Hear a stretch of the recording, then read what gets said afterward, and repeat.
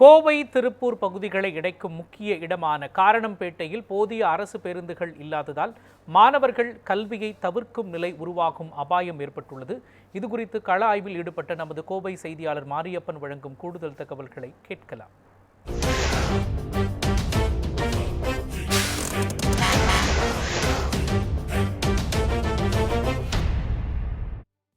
தொழில் நகரமான கோவை தொழிலுக்கு மட்டுமல்ல, மருத்துவம், கல்வி ஆகியவற்றுக்கும் சரியாகவே இருக்கிறது.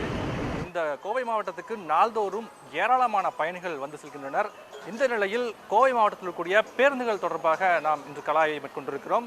அதன் அடிப்படையில் நாம் பார்க்கும்போது கோவைக்கு பெரும்பாலான மக்கள் திருப்பூரிலிருந்து வருவதை பார்க்க முடிகிறது. குறிப்பாக திருப்பூரிலிருந்து வரக்கூடிய அரசு மற்றும் தனியார் பேருந்துகளை பொதுமக்கள் வெகுவாக அதிகமாக பயன்படுத்தி வருகிறார்கள்.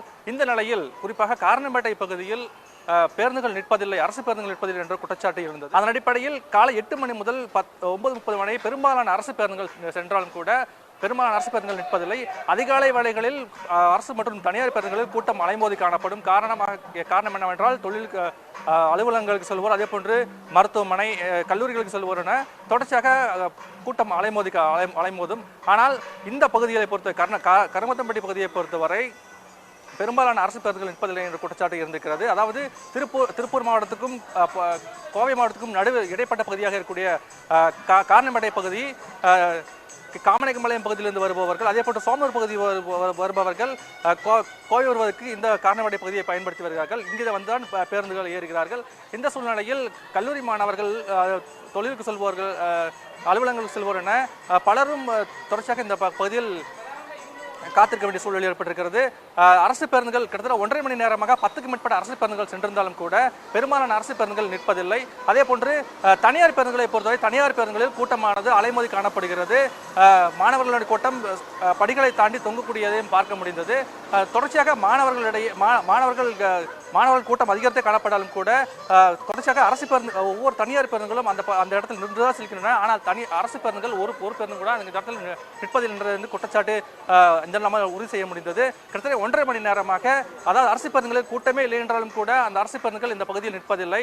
குறிப்பாக தனியார் பேருந்துகளை பொறுத்தவரை தனியார் பேருந்துகளில் கூட்டம் நிரம்பி வழிந்தாலும் படிக்கட்டுகளை தாண்டி மாணவர்கள் தொங்கினாலும் கூட ஒவ்வொரு பேருந்தும் நின்று செல்வதை பார்க்க முடிகிறது. ஆகவே அதிகாலை வேளையில் குறிப்பாக மாணவர்களின் நலன் கருதியும் வேலைக்கு செல்வோர் நலன் கருதியும் அரசு பேருந்துகள் இந்த பகுதியில் நின்று செல்ல வேண்டும் என்பது பகுதி மக்களுடைய கோரிக்கையாக இருக்குது. முக்கியமாக அதாவது 2 மாவட்டங்களுக்கு இடையேயான, அதாவது திருப்பூர் மற்றும் கோவை இடையேயான பகுதியாக இருக்கக்கூடிய காரணம்பேட்டை பகுதியில் இந்த பிரச்சனை இருக்கிறதாக நாம் கலாய்விலேயே கண்டிருக்கிறோம். ஆகவே அரசு அதிகாரிகள் விரைந்த நடவடிக்கை எடுத்து இந்த பகுதிகளில் அரசு பேருந்துகளை தொடர்ச்சியாக நின்று செல்ல வேண்டும் என்பது இப்பகுதி மக்களுடைய கோரிக்கையாக இருக்குது. மதுரை, கும்பகோணம் உள்ளிட்ட டிப்போக்களை சேர்ந்த அரசு பேருந்துகள் வந்து நின்றாலும் கூட திருப்பூரிலிருந்து வரக்கூடிய மப்சல் பேருந்துகள் நிற்பதில்லை என்ற மிகப்பெரிய குற்றச்சாட்டை நாம் பார்க்க முடிகிறது. அதே சமயம் களத்திலேயே அந்த விவரங்களை நேரடியாகவே பார்க்க முடிகிறது. ஆகவே அதிகாரிகள் உரிய நடவடிக்கை எடுத்து இந்த பகுதியில் பேருந்துகளை நின்று செல்ல வேண்டும், நின்று பயணிகளை ஏற்றுச் செல்ல வேண்டும் என்பதே கோரிக்கையாக இருக்கிறது. நியூஸ் 7 தமிழுக்காக ஒளிப்பதிவாளர் ரமேஷ்குமாரன், மாரியப்பன், கோவையிலிருந்து.